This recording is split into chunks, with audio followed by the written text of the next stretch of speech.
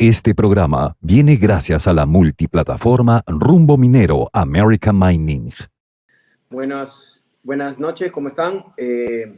Estamos aquí en Enfoque de Negocios nuevamente. En esta oportunidad, como ustedes saben, Enfoque de Negocios es un programa en Canal B que lo que quiere es tratar diversos sectores de nuestro Perú, sectores económicos, y hemos estado tocando, como ustedes saben, ya pesca, minería, construcción. Y en esta oportunidad hemos querido tocar el tema que también genera mucho comercio, muchos ingresos también al fisco, como es el tema del gremio de retail y distribución. Para ello hemos invitado a Leslie Pasalacqua. Ella es presidenta del gremio de retail y distribución de la Cámara de Comercio de Lima. Quisiera, antes de presentarla, darle el pase, quisiera compartir con ustedes unos datos que son bastante importantes sobre el tema de retail. El sector comercio en enero de este año creció 2.34% con respecto a enero del 2021. Este crecimiento ocurrió por la evolución del comercio al por mayor, al por menor y por la actividad automotriz. Sobre el comercio al por menor, este se incrementó 1.29% gracias a las ventas de productos farmacéuticos y medicinales, cosméticos y artículos de tocador en boticas y farmacias. También creció la venta de prendas de vestir, calzado y artículos de cuero, en especial en el segmento de damas, debido a la renovación de stock por campaña de verano y exhibición de pasarelas de ropa y calzado.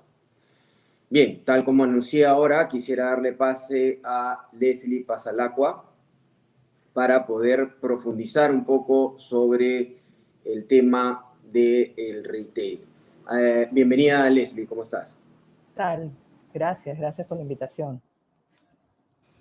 Bienvenida, Leslie, bueno, ¿cómo estás? Nada, en realidad empezando un primer trimestre, cerrando ya un primer trimestre versus un 2019 que es todavía con el que el retail se está midiendo, ¿no? Yo creo que todavía todos estamos haciendo nuestras estadísticas y nuestros presupuestos en realidad versus un 2019, porque el 2020 no es considerado, 2021 fue atípico en Perú en realidad porque el primer trimestre, si recuerdan esta fecha, salíamos de una segunda cuarentena, entonces en realidad seguimos haciendo presupuestos con optimismo, sí, a pesar de las situaciones y todo lo que se dan incluso hoy mismo, y finalmente creces de un trimestre a otro, sí, creces empezando un año que saliste de una campaña de Navidad muy buena, la campaña de Navidad fue buena y dejó algo que nunca había pasado, dejó que limpiaras stocks e inventarios que por lo general después de campaña de Navidad o de la campaña más importante, siempre entrabas un sale con mucho stock. ¿Por qué pasa eso? Simplemente porque se redujeron compras en el 2020, se redujeron compras en el 2021 porque no sabías lo que venía. Acuérdense, salíamos de una tercera ola en enero y febrero y que dio que entres un 2022 con unos stocks más limpios, lo que nunca había pasado antes. Y hablo en general, hablo en textil, en perfumes, tecnología incluso. Comentaste el tema de automotriz, el gremio está más que contento porque ha pasado récords que nunca habían hecho. Claro, tuvo un 2020, un 2021 en que nadie renovó flotas o que de verdad venías complicado, pero que ahí te mide la brújula, se podría decir, de cómo empezó este 2022, ¿no? Nosotros teníamos... Sí. Perdón, Leslie, nosotros teníamos claro algo, ¿no? El 2022 sí. Es el año de la recuperación. Con todo el tema político y todo esperamos que se dé, ¿no? Quería ir un poquito más atrás. Quería ir al 2017, 2018, 2019, antes de la pandemia, versus luego de la recuperación de la pandemia. Nos estás contando que esos stocks de Navidad, que normalmente se hacía un remate final, no se tuvo que hacer porque se pudo vender todo. Pero quería que nos contaras un poco más para nuestros televidentes sobre el sector retail y sobre cómo se manejaba normalmente en épocas 2017, 2018, 2019. A ver, 2017 para 2018, si todos nos acordamos, porque no hay cómo olvidarse, fue el fenómeno del niño, fue bien complicado. Marzo, abril fue complicado, recuerdan, empezábamos el tema de clases, Y tú me dices, pero ¿qué te complicó en retail? Entrabas a una campaña de Navidad que siempre es la segunda más importante del año. Se lleva casi el 40%. Entonces, ese primer semestre de esto, del fenómeno del niño, te jaló a un 2018 que fue bueno, pero sí el 2019 tampoco nos llevó a un buen retail. Entonces, esa medición de este 2019 versus los años actuales son así de claros. En abril de 2019, los economistas decían que íbamos a cerrar en 4.5, 4% la economía en crecimiento, y creció solo 2.5. Esa campaña del 2019, recuerdo clarísimo que era típica, no se vendió como debían. Siempre tienes medidas con un julio y un diciembre de gratificación, y el 2019 no fue bueno para el retail.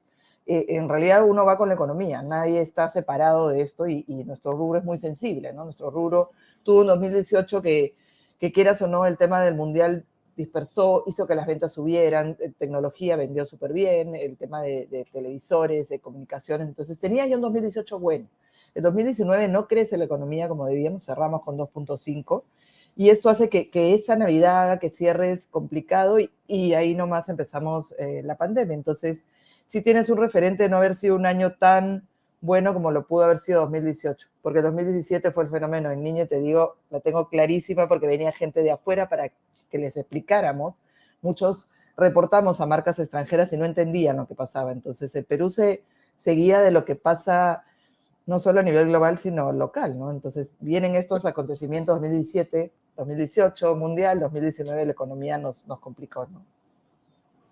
Ahora, hablemos un poco del tema del ticket promedio presencial y el ticket promedio virtual. Ha crecido mucho gracias a cosas que Cosas buenas. buenas del COVID, cosas Sí. buenas de la pandemia. ¿Cómo Sí, está ese ver? en realidad, a ver, lo que sí estamos midiendo, y viene ahorita un Día de la Madre que nos va a dar ese marcaje, se podría decir, en que el ticket promedio sube más en realidad la venta y no el ticket promedio. Y ahí es súper explicable, ¿no? El ticket promedio del Día de la Madre de un 2019 estaba en 280, 300 soles. Ha ido subiendo, sí, pero de unos 150 a 200, que fue el del año pasado. El ticket promedio no sube tanto. Si bien hay una recuperación, solo en nuestro sector hay una recuperación de puestos de trabajo de casi 59.000 puestos de trabajo en el último trimestre del 2021, porque se perdió mucho trabajo. Ok, llega a haber más consumo, sí, la venta sube. Estamos al 85% del 2019, pero no es que sube en ticket, sube en que la masa volvió a comprar, en que todos volvimos a tener de repente trabajo, en que mejoró, y vas comprando, pero no compras más. Entonces el ticket no es que haya subido. Yo creo que en esta campaña del Día de la Madre estará entre 180 y 250. Más ventas sí, se proyecta tener al 100% del 2019, más venta del el consumo de masa de clientes, más que un ticket más alto. Por ahí Ahora, está ¿no? ese versus presencial y virtual, ¿es diferente de acuerdo a los productos también? Te cambia un poco, pero en realidad, mira, la tendencia y está marcada, ¿no? Normalmente una marca en el 2019 que no tenía web, porque muchos no tenían web, eran muy pocos los que tenían un e-commerce, exigía de repente por franquicias extranjeras que eran las que te pedían y las que se adelantaron. Ahí en realidad tenías tu venta era entre 2 y 5% normalmente, de tus 100 tiendas era 2 a 5%, tus 20 tiendas. Con pandemia subió, tenías unos días de la madre entre 15, entre 18%, picos que significaban Navidad también 15, 18%. Pero el estándar normal de lo que está pasando ahorita es entre 8 y 10%. ¿Quién tiene un pico más alto? De repente un 12% sí en venta versus eh, su venta normal de todo lo que hacen tiendas omnicanal y virtual. Tal vez tecnología, el tema de restaurantes que le subió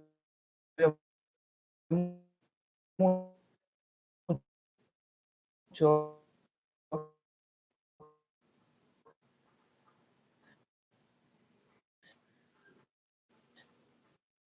Si bien hay un gremio de restaurantes igual, pero finalmente aforos, que fue una lucha constante de entretenimiento, levanta a restaurantes, y eso hace que de todas maneras el presencial suba, que era lo que queríamos, y el cliente ya aprendió a comprar por e-commerce, ya aprendió, yo creo que este 8 o 10% las empresas deben seguir invirtiendo, no Ahora, se ha ido, no se ha ido, viene a quedarse, así vino a quedarse el e-commerce y es donde tienen que invertir, pero invertir con un buen soporte logístico y no hacer una web o un e-commerce por hacerlo, ¿no?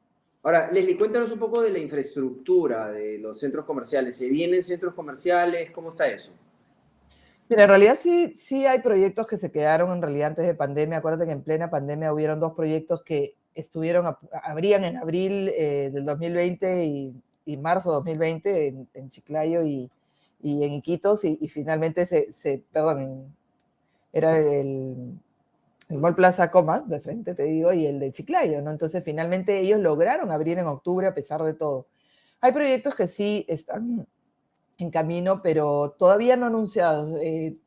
Puntualmente hay dos proyectos en Lima que quedaron paralizados y no es que se haya vuelto a lanzar. Uno siempre dice cuando ya te lo presentan como tienda, como gremio, es que ya va a ser, ¿no? Yo creo que vienen todavía para el 2024. Hay el proyecto de Real Plaza que tenía en la Avenida del Ejército, ese todavía va a esperar. Ahí el Camino Real que ya estaba por reactivarse, también va a esperar. Yo creo que prudentemente al 2023-2024, porque ahorita, como te dije al inicio, es el año de la recuperación, ¿no? Es el año de consolidar en realidad lo que perdiste en el 2020, recuperaste algo en el 2021 y ahora consolidas.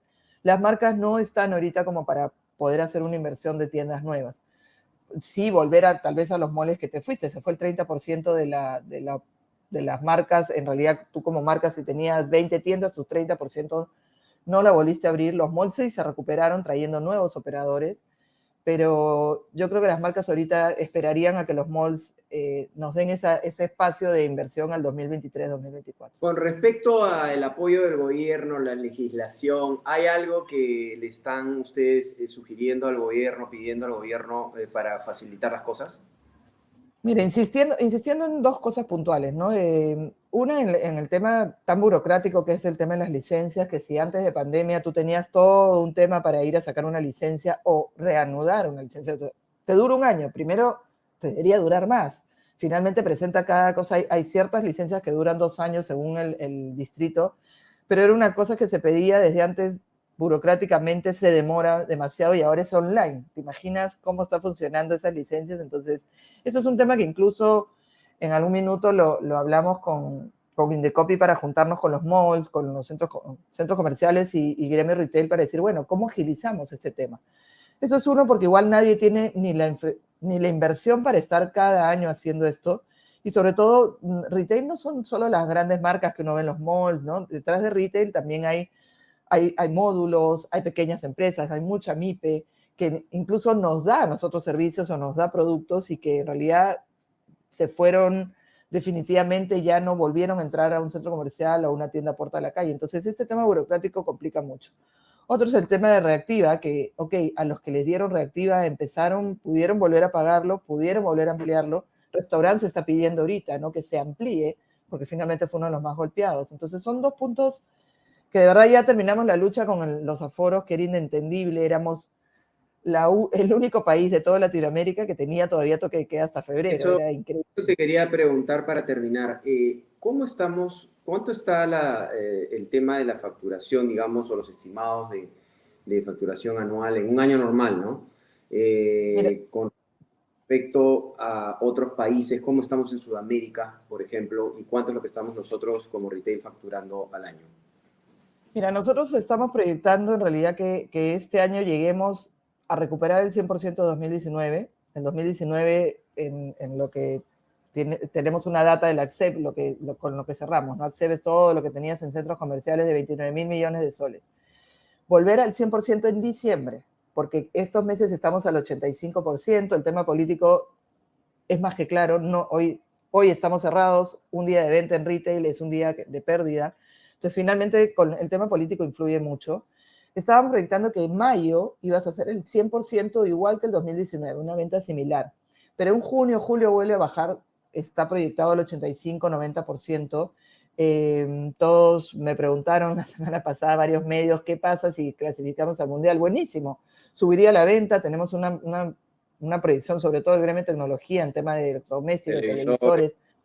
En general todo, textil, porque todos empiezan a tener mucho merchandising alrededor de esto, mucha campaña, Claro. entretenimiento y todo. Entonces, claro, nos ayudaría y bienvenido porque dentro de todo lo que estamos viviendo es algo que nos alegra y nos da, por donde lo veas, mayor venta. Pero ¿Cómo finalmente estamos cierras respecto el año a los otros versus un años? 2019 85%.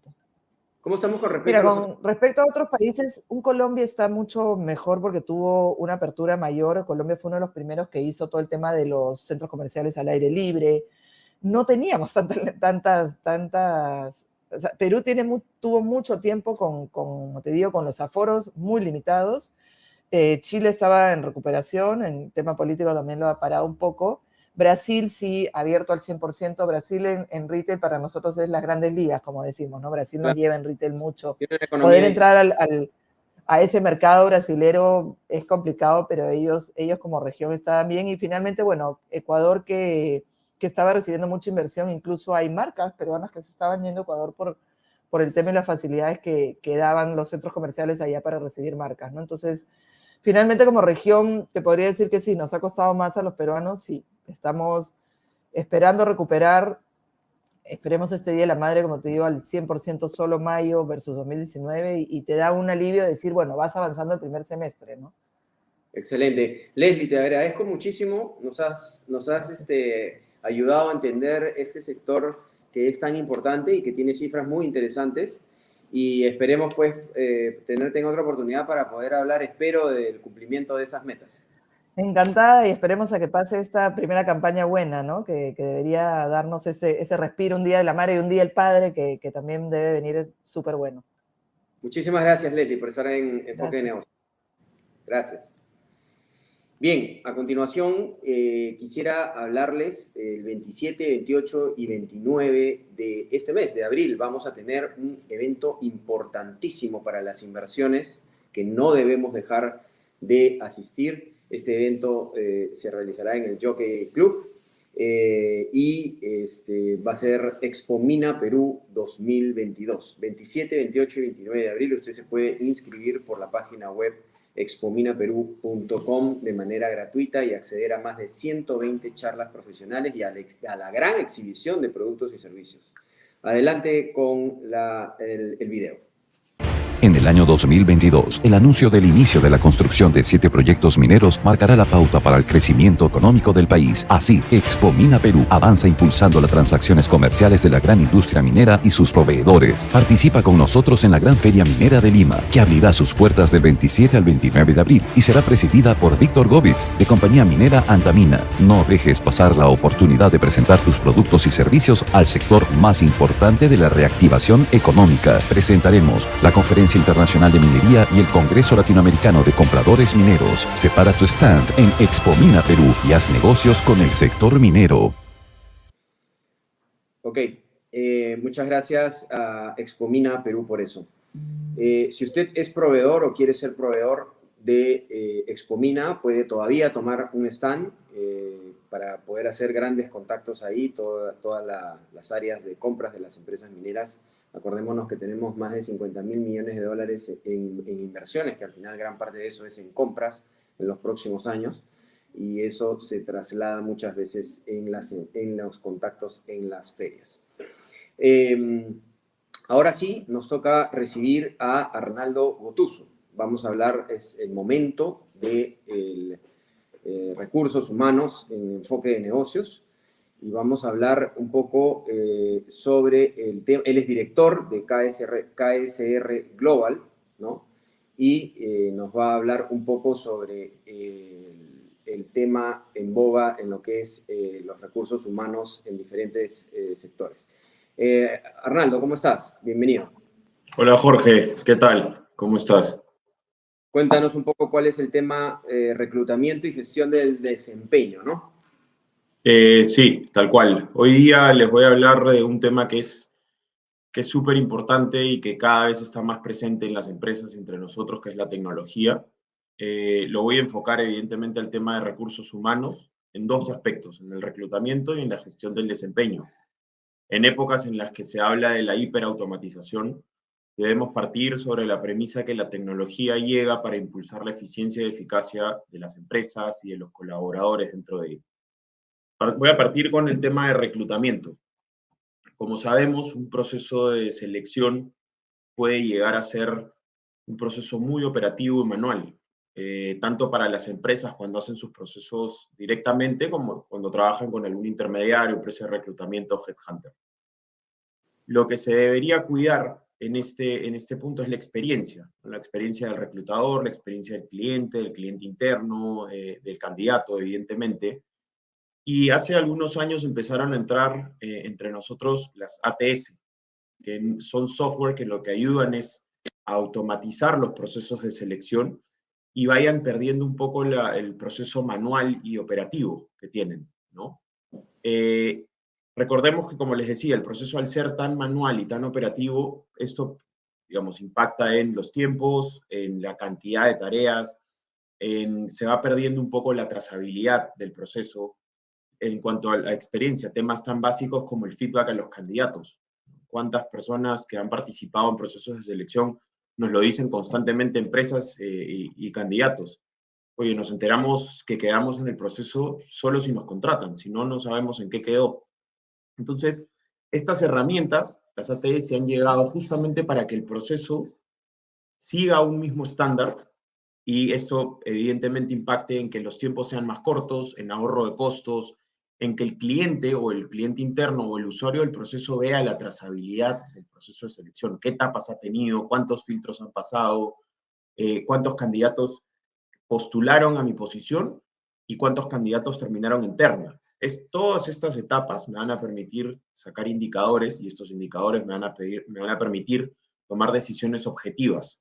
Además, como les decía en algún momento, que mejora la experiencia para todos los interlocutores involucrados en un proceso de selección.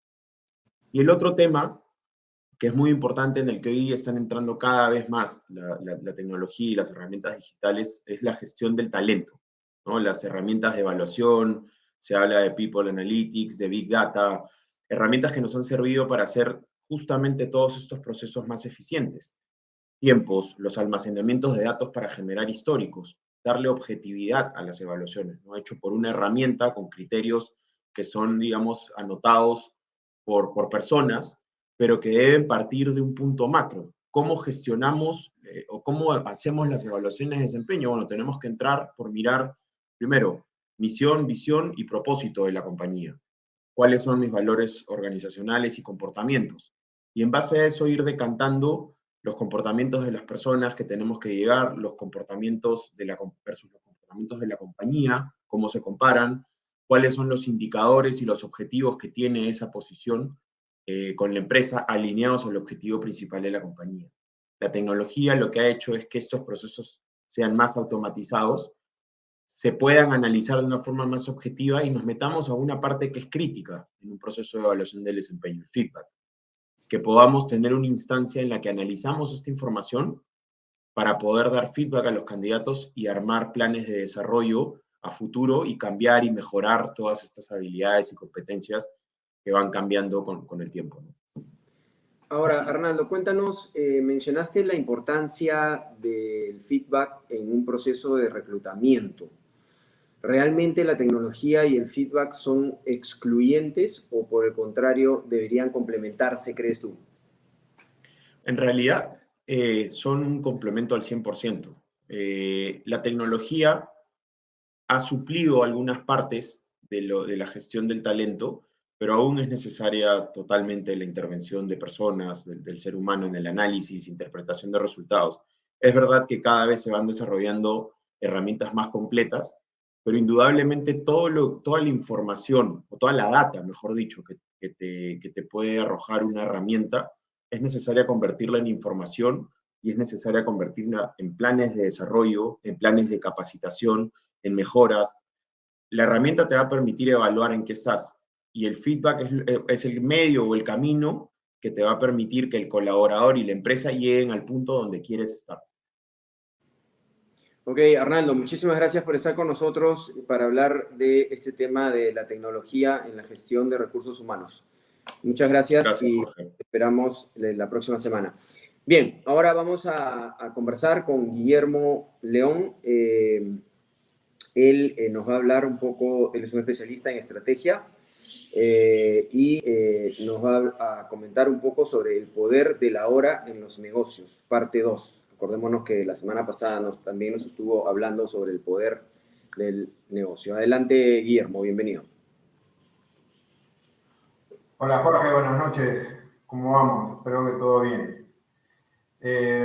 Sí, efectivamente en el programa anterior conversábamos sobre la importancia de estar presente y consciente en el momento actual, ¿no? Y cómo utilizar esta presencia, esta conciencia para poder lograr negocios sólidos y a largo plazo. Lo que nos quedó un poquito en el tintero fue el cómo llegar a ese estado de presencia y conciencia. Estamos yendo ya a un tema bastante más profundo de lo que conversamos la vez anterior. La forma para poder lograr esto es básicamente entender que uno no es su mente. La identificación con nuestra mente hace que los pensamientos que constantemente nos interrumpen en nuestra actividad diaria de negocios se vuelvan compulsivos, uno tras otro mandándonos mensajes. Esto hace que no seamos capaces de dejar de pensar de manera constante. Esto es terrible, pero lamentablemente, y que tal vez pueda ser lo peor, no nos damos cuenta de ellos. Esto es compulsivo.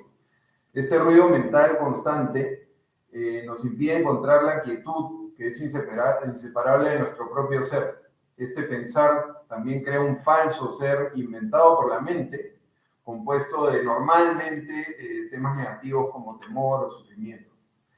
Nos remontamos a hace muchos años atrás y Descartes nos decía, pienso, luego existo. En su genialidad logró descubrir el error básico, equiparar a la mente con nuestro ser, que son dos cosas totalmente distintas. Es decir, identificarnos con nuestro pensamiento o con nuestra mente como si el pensamiento y nuestra mente fuéramos nosotros. Esta identificación con la mente crea una pantalla medio opaca con conceptos, etiquetas, palabras, juicios, definiciones que bloquean toda relación verdadera con la realidad. Se interpone entre nosotros y nosotros mismos, entre nosotros y nuestros clientes, entre nosotros y nuestros stakeholders, entre nosotros y la naturaleza. En realidad, la única manera de deshacerse de esta identificación constante es a través de la llamada iluminación. ¿Pero qué es la iluminación? La iluminación es un estado de totalidad, de estar en unión con todo lo que nos rodea y lo que somos y por tanto en paz. Es decir, el lograr aceptarnos a nosotros mismos como somos. Ese es el punto fundamental de partida. A partir de ahí logramos liberarnos de esta pantalla opaca y ver el mundo sin la luz de pensamientos que nos confunden. Es aquí donde uno logra la verdadera empatía con todo lo que nos rodea y, mejor dicho, con todo lo que somos, dado que estamos unidos con todo el mundo que nos rodea. Tal como lo comentábamos hace unas semanas atrás, cuando hablábamos del tema de la importancia de la empatía en los negocios estratégicos, el no ponerse en los zapatos de la otra persona, sino en el corazón de la otra persona. Eso parte de poder entender que somos un ser único y que estamos unidos a todo lo que nos rodea. Ahora, ojo, la mente es un instrumento magnífico si se usa correctamente, pero utilizada de forma errada se vuelve muy destructiva y nos lleva al fracaso. Dicho de otra manera, no es tanto que utilizamos a la mente de manera inadecuada, pues generalmente no la utilizamos en absoluto, sino que ella nos utiliza a nosotros. Suena gracioso, pero es así. Esta enfermedad que padece la mayoría del planeta nos hace creer que somos nuestra mente. El instrumento se ha apoderado de nosotros. Eso es lo que está ocurriendo ahora. Ahora, dos preguntas. Una es si te refieres a dejar de pensar, ¿no? Completamente. Esto es extremadamente complicado, ¿no? Excepto quizás por un momento. Y la otra es, ¿qué quieres decir con observar al que piensa? Cuéntanos un poco de esas dos preguntas. Mira, si no puedes dejar de pensar, es el primer síntoma que la mente te está utilizando. estamos identificados con ella de manera inconsciente, de tal manera que no sabemos que somos sus esclavos. Nosotros no nos damos cuenta. La mente simplemente toma el control. Y como dicen los mayores, ¿qué va adelante, el caballo o la carreta? El comienzo de la libertad de la que hablo es comprender que tú no eres la mente, que eres una entidad más allá de tus pensamientos. En el momento que comienzas a observar lo que acabas de mencionar, a observar al que piensa, se activa un nivel más alto de conciencia, que tal como hablamos en el programa anterior, es la clave para lograr el éxito en los proyectos, negocios que nos propongamos. Y sobre tu pregunta, ¿qué quieres del observar al que piensa? Veo que has estado también imbuido en este tema que es tan interesante. Te doy un ejemplo. Si vas a un doctor y le dices que oyes voces en tu cabeza, probablemente el doctor te diga que vayas a un psiquiatra, pero en verdad es que prácticamente todo el mundo oye una o varias voces en la cabeza todo el tiempo. Por ejemplo, esta voz puede estar comentando sobre algún error en nuestro negocio, juzgando nuestra intervención en alguna situación, o imaginando posibles escenarios futuros, pero casi siempre de manera negativa. Observar al que piensa es liberarse de la mente dando el primer paso. ¿Cómo? Simplemente oyendo esa voz de la cabeza que siempre que puedas, mirándola, como si tú fueses un testigo, no involucrándote, no juzgando, no condenando a esa voz, simplemente escuchar como si fuera un tercero que lo está haciendo. Ahí, en ese momento, vas a ser consciente no solo de tu pensamiento, sino de ti mismo como testigo de él.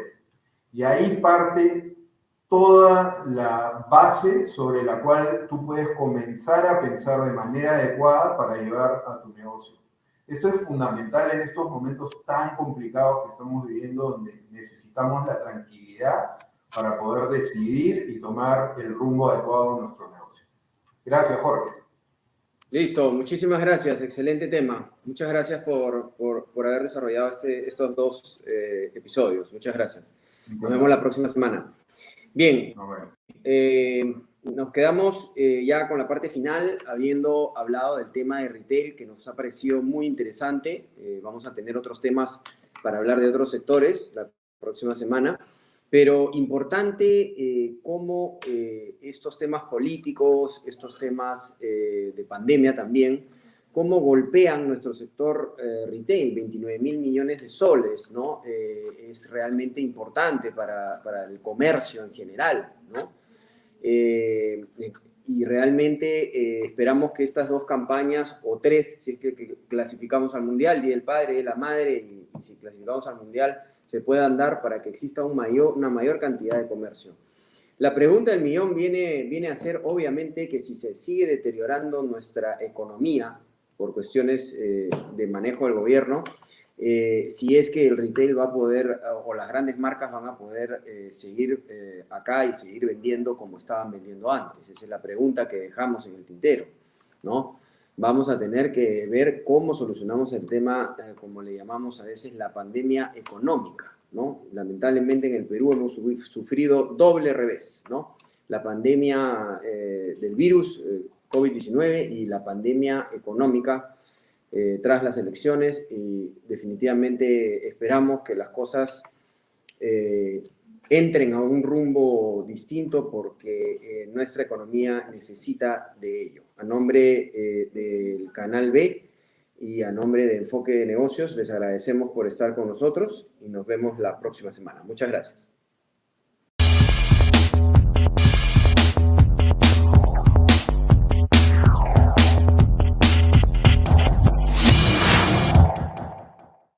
Este programa llega a ustedes gracias a Pisco Armada.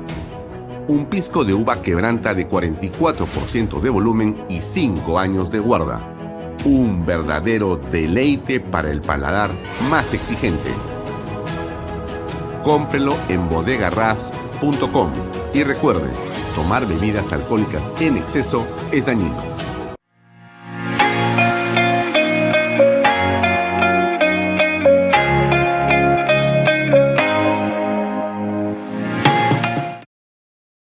Coldwell Banker Realty Bienes Raíces. Para invertir o vender bienes raíces en Miami, Florida, Coldwell Banker. Coldwell Banker, la número 1 hace 23 años en Estados Unidos y la número 1 en Florida, con más de 12 billones en ventas. Comuníquese con Jimena Prele al WhatsApp 001-305-904-0631. Coldwell Banker Realty, bienes raíces. Delop.pe. Somos especialistas en transporte de carga regular,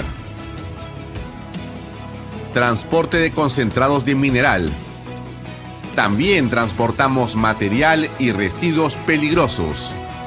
Y diseño y construcción en todo el Perú.